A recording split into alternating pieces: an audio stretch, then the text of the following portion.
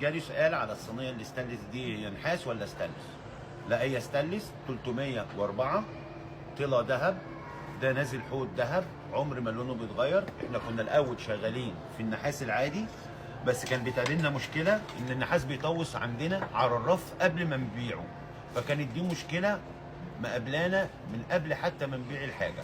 فاحنا عشان اغلبيه منتجاتنا بنستخدمها، جربنا الصينيه الاستانلس ودي استخدمناها في بيتنا على اساس نضمن ان احنا بنديك حاجه كواليتي، وعشان كده احنا حاطين عليها اللوجو بتاعنا. دي تنضف بمنتهى البساطه، شويه ميه، منديل ورق، اتمسحت رجعت تبرق تاني زي ما هي. عندي منها مقاسات من اول 20 سم، 25 سم، 30 سم، 35 سم، 40 سم، 45 سم، 50 و60 و80 بيتعمل سبيشال اوردر.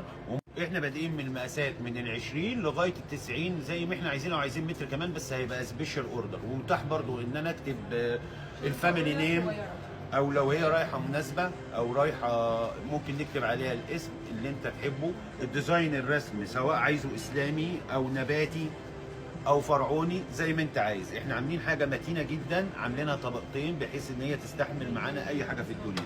يعني شوف كده الصغيره كده، لا خليك على الطرف عشان تبان المتانه. سيب بص كده، ما لبتش وزن دي كده داخله في 12 كيلو. غير عندنا المقاسات زي ما قلنا بادئه من 20 لغايه صينيه العشاء، ونقدر نعمل صينيه العشاء دي لغايه متر. تستخدم كمعلقه، حاجه جميله خالص. لو جبنا الديزاين بتاعنا صممناه ان هي تبقى معلقه، تعلق في نفس الوقت لاستخدامنا اليومي.